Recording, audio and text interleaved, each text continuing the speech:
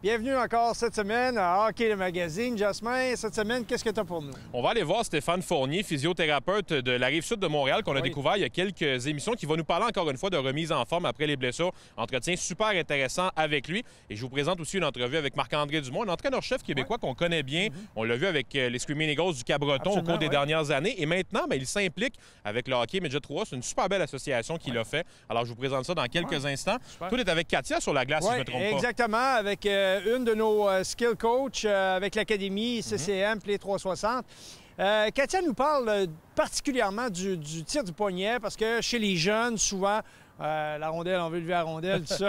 Elle va nous donner vraiment des bonnes indications comment faire pour améliorer son tir poignet. Manquez pas ça.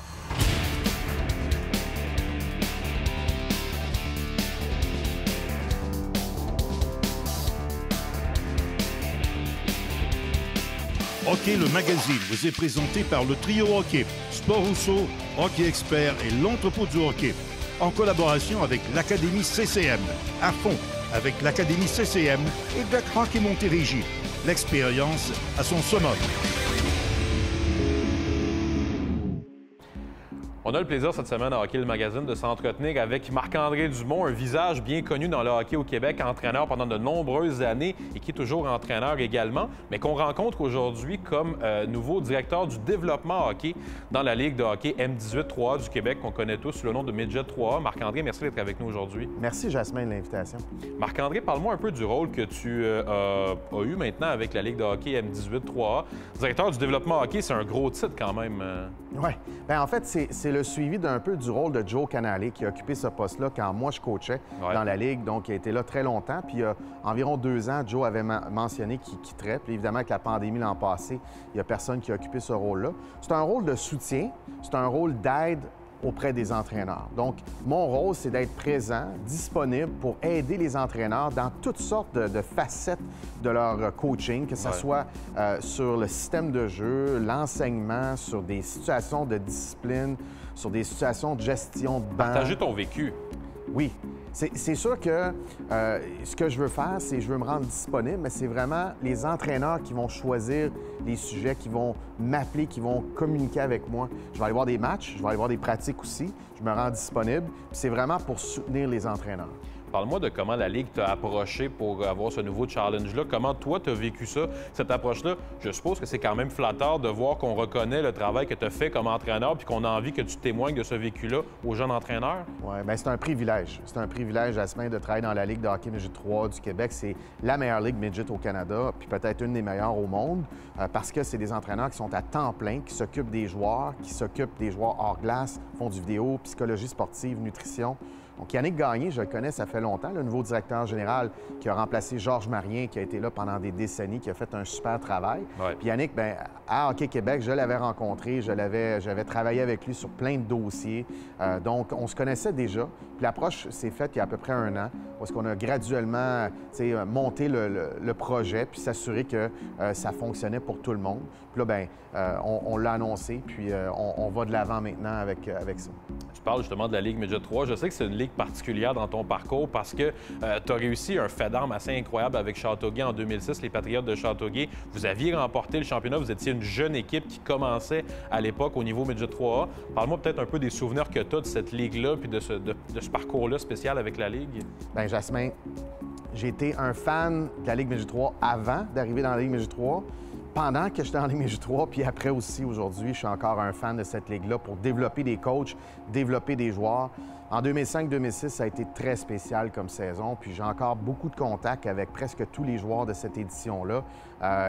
C'était une année d'expansion, donc on partait de zéro. C'était une feuille blanche qu'on commençait au début, et puis on s'est rendu à la Coupe TELUS, gagné la médaille de bronze. Donc vraiment, ça a été une saison exceptionnelle. Puis une des choses qui est intéressante avec la Ligue Midget 3, qu'on parle de développement, Jasmin, c'est que si tu regardes dans les 20 dernières années, il y a un gars comme Mario Duhamel, qui a coaché à Charlemagne, qui est maintenant avec Arizona. André Tourigny, avec les Estacades de Trois-Rivières, qui est maintenant avec Arizona. Guy Boucher, coaché avec les Lions, il a coaché dans la Ligue nationale. Également, Gilles Bouchard, qui a été aux Estacades de Trois-Rivières, qui est aussi maintenant dans le professionnel, dans l'organisation de Tampa à Syracuse avec Benoît Groulx. Donc, La Ligue Mégie 3... Ils ne forment pas juste des joueurs. C'est un incubateur de talent. Il y a des coachs aujourd'hui dans la Ligue Mégie 3, en ce moment, au moment qu'on se parle, qui, un jour, dans 20 ans, 15 ans, 18 ans, 22 ans, vont travailler dans la Ligue nationale. Je ne sais pas lesquels, on ne sait pas lesquels, mais c'est ça qui est le fun. Je trouve que c'est un beau défi d'accompagner ces gars-là puis de les aider un petit peu dans leur cheminement. Je voulais te parler en terminant, Marc-André, de ton parcours personnel. On t'a connu dans les dernières années beaucoup avec les Screaming Eagles du Cap-Breton. Ouais. Quand ce parcours-là s'est terminé, comment tu as vécu les derniers mois? Je sais que tu as toujours la passion et l'envie de revenir dans le giron du hockey junior majeur, mais avec la pandémie, tu as eu des beaux défis aussi avec Hockey Canada juste avant la pandémie. Comment tu as vécu ça ces derniers mois-là? Je suis demeuré très actif, je me suis renouvelé. Je ne suis pas le même coach que je l'étais en avril 2019. Quand j'ai quitté le Cap-Breton, ça a été notre meilleure saison en 10 ans. La meilleure saison en 10 ans de la franchise. On a fait des belles choses. Je suis vraiment fier de mon travail là-bas. Mais ensuite, je suis allé passer 5 jours avec Benoît Gros à Syracuse. Je suis allé passer du temps aussi avec Joël Bouchard et son staff à Laval. Je suis allé à Tampa voir 2 matchs. Je suis allé voir des matchs dans la USHL. Je suis allé voir des matchs juniors majeurs, une cinquantaine. J'ai tenté de me renouveler. Je suis un coach qui est différent d'il y a 2 ans parce que tous les événements de société qui sont produits ont porté à réfléchir, porté à réflexion. Donc, pour répondre à ta question, si une belle opportunité se présentait dans la Ligue de hockey junior majeur du Québec, c'est sûr que j'y penserais très sérieusement. Marc-André, félicitations pour le poste de directeur du développement avec la Ligue Midget 3A. Ça va être un plaisir pour les entraîneurs d'avoir la chance de te côtoyer. Puis merci d'être venu nous voir aujourd'hui au Hockey le Magazine. Merci beaucoup de l'invitation. On se retrouve chez Collègue Édition pour notre question de la semaine avec Patrick pour parler d'une série spéciale. Patrick, cette semaine, c'est une série qui a maintenant 13 ans, qui remonte à 2008-2009. La série du centenaire, vraiment, pour les Canadiens de Montréal. Ils avaient fait quelque chose de très spécial pour célébrer leur centenaire avec énormément de cartes, 300 si je ne me trompe pas. 300 pour le set de base, donc 200 cartes normales et 100 cartes SP, donc ce qu'on appelle SP, c'est short print. Et dans ces cartes-là, on pouvait retrouver les capitaines, on pouvait retrouver aussi les conquêtes de la Coupe Stanley et puis les bâtisses telles que le Centre Bell, le Forum et tout ça.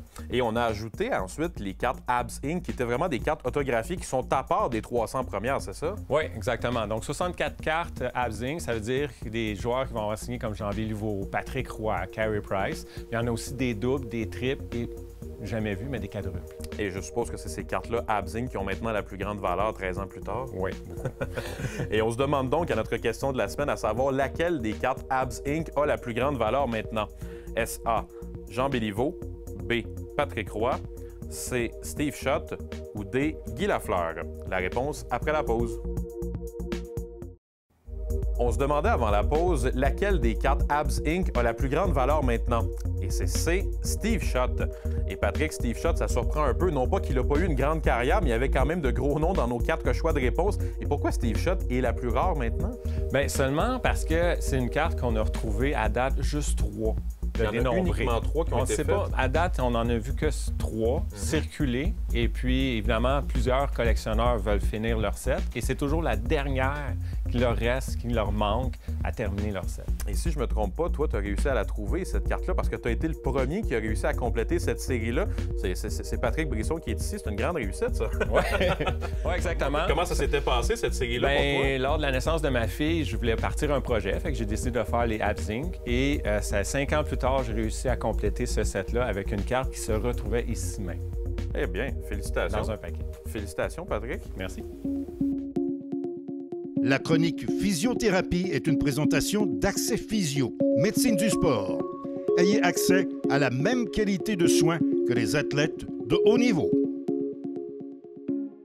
On est de retour cette semaine chez Accès Physio avec Stéphane Fournier, physiothérapeute, président et fondateur d'Accès Physio, pour parler cette semaine de gestion de la douleur, parce qu'évidemment, ça fait partie du quotidien des sportifs, toujours la douleur. Est-ce que, selon toi, Stéphane, c'est un ennemi ou un allié, la douleur, lorsqu'on est un sportif de haut niveau?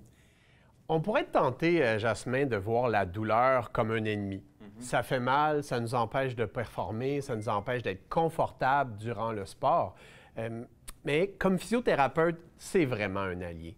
Il faut voir un peu la douleur comme un messager qui nous informe qu'il y a quelque chose qui est blessé, qu'une structure qui est lésée et que si on ne l'écoute pas, il risque d'avoir des conséquences. Et justement, tu parles des conséquences, parlons-en peut-être un petit peu plus, parce qu'il y en a aussi, si on n'est pas à l'écoute de son corps et qu'on ne traite pas nécessairement les blessures qu'on peut avoir aussi, ça peut devenir un ennemi dans le parcours du sportif aussi, là. Bien, en fait, ce que j'ai envie de dire, c'est que c'est sûr que la douleur nécessairement inquiète les gens, mais il faut nécessairement l'écouter. Et si on ne l'écoute pas, la première conséquence, c'est l'aggravation, Jasmin. Oui, tout à fait. Si on continue à jouer, on persiste sur cette douleur-là, on va aggraver la douleur.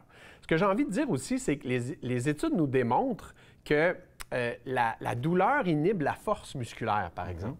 Tu peux avoir des pertes de force de l'ordre de 40 à cause d'une zone qui est inhibée par la douleur. Fait qu'imagine-toi, si tu as une perte de force de 40 par exemple autour de ton genou ou de ton épaule, comment tu ne seras pas capable de bien corriger, te protéger, etc. Fait qu'il faut vraiment écouter le message douloureux. Je t'envoie une mise en situation au physiothérapeute. On est lors d'un match et le joueur se blesse. Comment doit-il gérer la fin de son match selon le physiothérapeute? Doit-il continuer le match? Doit-il l'arrêter? Où est la ligne là, entre « ça fait trop mal » et entre « on continue » ? Écoute, si les équipes ont le luxe d'avoir un thérapeute, un physiothérapeute derrière le banc qui va évaluer la gravité, qui va guider justement le message douloureux pour voir si le joueur peut retourner au jeu ou pas, c'est pas toutes les équipes qui ont le luxe d'avoir un thérapeute derrière le banc. Fait un truc que je vais donner aux gens, c'est d'utiliser une échelle de douleur de 0 à 10. Bien sûr, il y a des gens qui ont une tolérance à la douleur plus forte que d'autres personnes, mais ce que j'ai envie de dire quand même, c'est que ton échelle à toi, de 0 à 10, comment elle fonctionne. Fait que de 0 à 3 sur 10, par exemple, on est prudent, on observe, c'est peut-être pas trop grave. Si la douleur tranquillement diminue, on peut peut-être réessayer un retour au jeu. De 4 à 7 sur 10, c'est peut-être plus sérieux. Définitivement, il faut s'arrêter, prendre une pause, réévaluer ça. Et puis, si la douleur ne diminue pas en intensité, on pourrait suggérer, par exemple, une entorse plus grave, une fracture même. Et donc d'arrêter le match à ce moment-là. Là. Exactement. Fait que si on est à 7 à 10 sur 10, c'est plus grave, ça pourrait être plus dangereux. Ouais. Ça peut même demander une stabilisation, ça peut même demander une évacuation en ambulance. À ce moment-là, là, on est très prudent. Mais l'échelle de 0 à 10 est vraiment un outil très utile pour gérer la douleur. Stéphane, j'aime terminer nos capsules avec cette question-là. Quel conseil as-tu pour les jeunes, pour les joueurs, au niveau de la gestion de la douleur lorsqu'on est physiothérapeute? Parce que j'ai envie de dire, c'est qu'il faut être prudent chez les jeunes. Quand les jeunes se blessent, leur compréhension de la douleur n'est pas très adéquate. Ils ne sont pas habitués, ils n'ont pas d'expérience de gestion de douleur. Soyons prudents avec les jeunes. Et peut-être un dernier conseil, quand on est blessé, on n'attend pas trop de consulter. Le plus rapidement, le plus tôt possible qu'on peut prendre une blessure en charge, le plus tôt on va pouvoir vous retourner au jeu. Le pire qui va arriver, c'est que ce ne sera pas si grave que ça et qu'on aura consulté trop vite, mais au moins on va avoir consulté. On le souhaite. Merci beaucoup, Stéphane.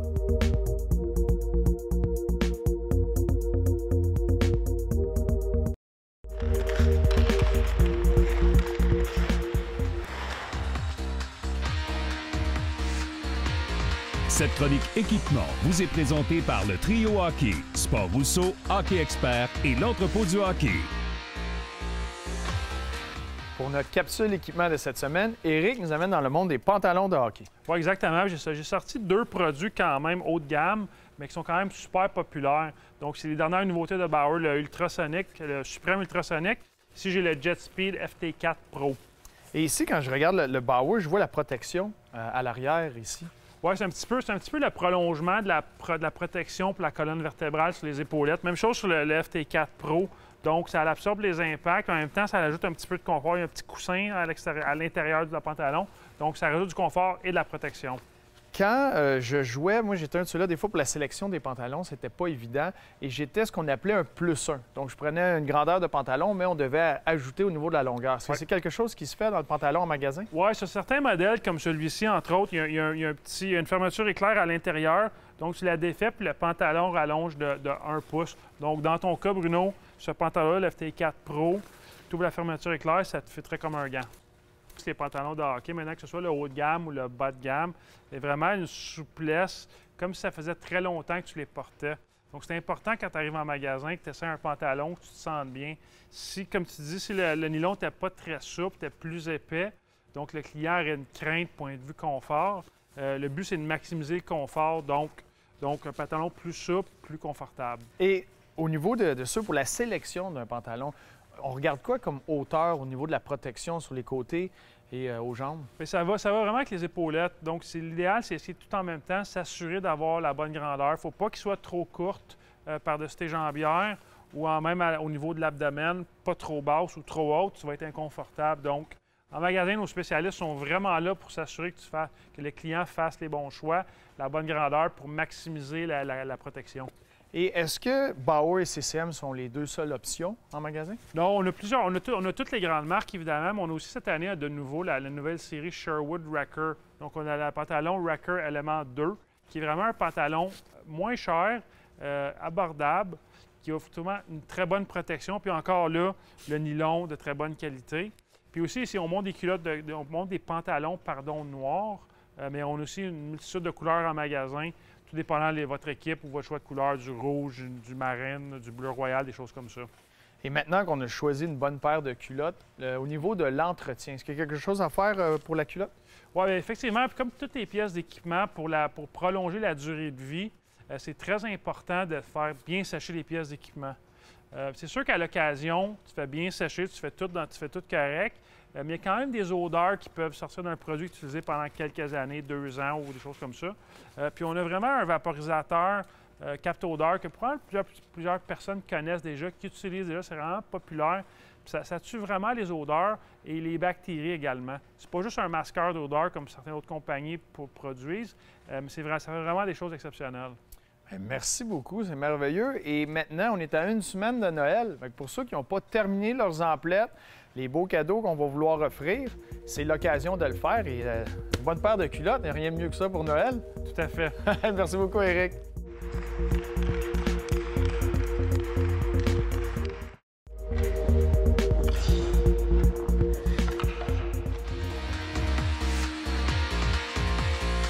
La chronique sur la glace est une présentation de l'Académie CCM. À fond avec l'Académie CCM. Bienvenue encore cette semaine à l'Académie CCM présentée par Play 360.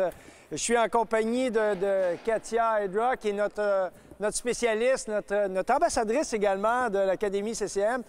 Moi, là, quand je travaillais avec les tout-petits, ils voulaient toujours lancer la rondelle le plus haut possible. Très rapidement, on dirait que c'est l'affaire qui toujours habite leur esprit. Est-ce que je peux faire un top net? Est-ce que je peux l'envoyer dans le haut du filet? Oui.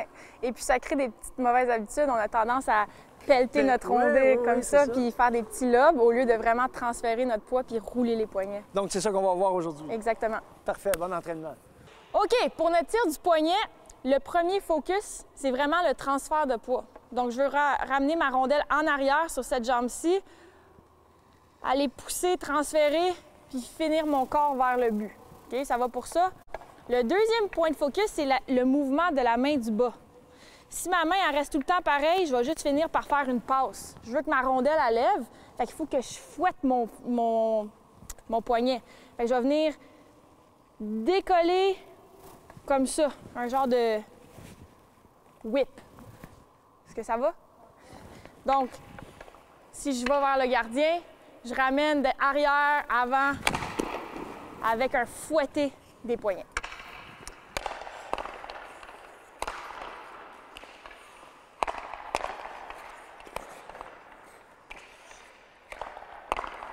C'est ça, on veut des répétitions. Oui, beau transfert de poids, ça. Premier correctif, là, en ce moment, on a une petite tendance à laisser notre rondelle à même endroit et venir la taper. C'est pas ça qu'on veut. On veut vraiment la ramener en arrière pour travailler notre transfert de poids. Deuxième chose, tu dois mettre plus de poids sur ta main en avant, comme ça. Il faut que tu ailles chercher le flex de ton bâton. Si tu ne vas pas aller chercher le flex de ton bâton, tu vas passer à côté puis tu n'utilises pas tout le poids que tu viens de transférer. Est-ce que ça va? On réessaye ça?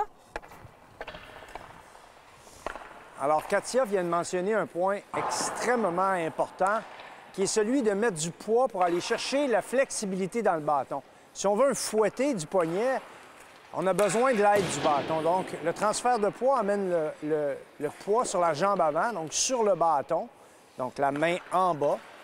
Et ça nous permet d'avoir à ce moment-là plus de vélocité dans le tir, parce que la flexibilité du bâton va travailler en notre faveur. Alors, c'est extrêmement important. On va maintenant utiliser notre tir du poignet pour créer des rebonds. On veut être un petit peu plus précis et viser les jambières du gardien. Donc, l'exercice commence, on reçoit une rondelle et à deux, on attaque le filet.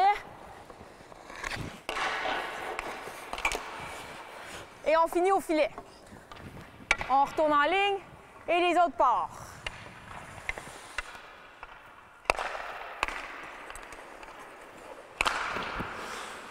Un petit peu moins haut ton lancer, hein? Faut le contrôler un peu plus. Puis on tire du poignet, là, tu les tapes tes pucks. Tu tapes tes pucks. Vas-y, concentre-toi. Un petit peu plus fort. Puis, aie pas peur, tu peux avancer avec la rondelle un petit peu plus, OK? Tu reçois, puis tu peux avancer. Allons-y. Gardien. Ça va super bien. On vise le poteau opposé, la jambière du gardien. Maintenant, on essaie de soulever la rondelle un petit peu plus de glace, OK? Souvent, il va peut-être avoir des palettes. Le gardien, il va pouvoir jouer avec son bâton s'il est à ras la glace. Fait que là, on essaie d'augmenter la hauteur de nos lancers juste un petit peu, environ ça d'eau, OK? On l'essaye? Gardien? C'est parfait, ça. C'est parfait, ça.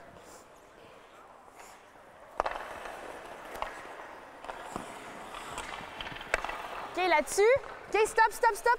Là-dessus, avez-vous vu? Maxime est allé trop vite au filet. Il était rendu ici. Puis le rebond, il est là. OK? Fait que c'est du timing. On veut se timer pour être à la bonne place au bon moment. OK? Fait un petit peu moins vite aller au filet. Katia, beaucoup de matériel. Ils ont assez bien quand même répondu à tes consignes. Il y avait des enjeux de transfert de poids, d'équilibre? Exact. Ça a pris du temps, mais je pense qu'ils ont bien assimilé. Et puis là, après ça, on a pu utiliser nos tirs non seulement pour avoir de la puissance, mais aussi de la précision et créer des rebonds. Shoot to create. Ouais, bien ça, c'est bon d'être créatif, mais en même temps d'être actif. Ça fait que ça vous, encore une fois, la précision, c'est pas toujours pour marquer, ça peut être pour autre chose. Bon entraînement. Jasmin, la semaine prochaine, tu nous parles de quelque chose. J'ai entendu Foucalé tout à l'heure. Exactement. C'est une ligue de hockey qui s'est développée cet été. Je suis certain que tu en as entendu parler. Elle s'appelle la Ligue Living Sisu. C'est Zach Foucalé, un gardien qu'on a connu avec l'Organisation du Canadien, et certains de ses comparses de d'autres gardiens qui ont fait preuve de cette ligue-là. Et je vous en dis pas plus parce que c'est une ligue qui est bien différente de toutes les autres que tu as pu connaître et qu'on a pu tous connaître au fil des années au niveau des ligues d'été, de remise en forme. Elle a ses particularités, cette ligue-là. Je vous présente ça la semaine prochaine. De ton côté, sur la glace? L'Académie CCM, ce sera avec Mathieu Gravel. Okay. La protection de rondelle. Souvent, les joueurs veulent déjouer tout le monde. Ils oublient une chose importante, c'est que la rondelle, là, tu dois réussir à la protéger pour trouver tes options de passe. Mais ça, il faut que tu places ton corps entre l'adversaire et la rondelle. Ça me rappelle mes jeunes années de hockey mineur. Exactement. Et Mathieu est un expert dans le domaine. On vous en parle la semaine prochaine. Hockey le magazine vous a été présenté par le trio Hockey Sport Rousseau, Hockey Expert et l'entrepôt du hockey, en collaboration avec l'Académie CCM. À fond avec l'Académie CCM et Tech Hockey Montérégie. L'expérience à son summum.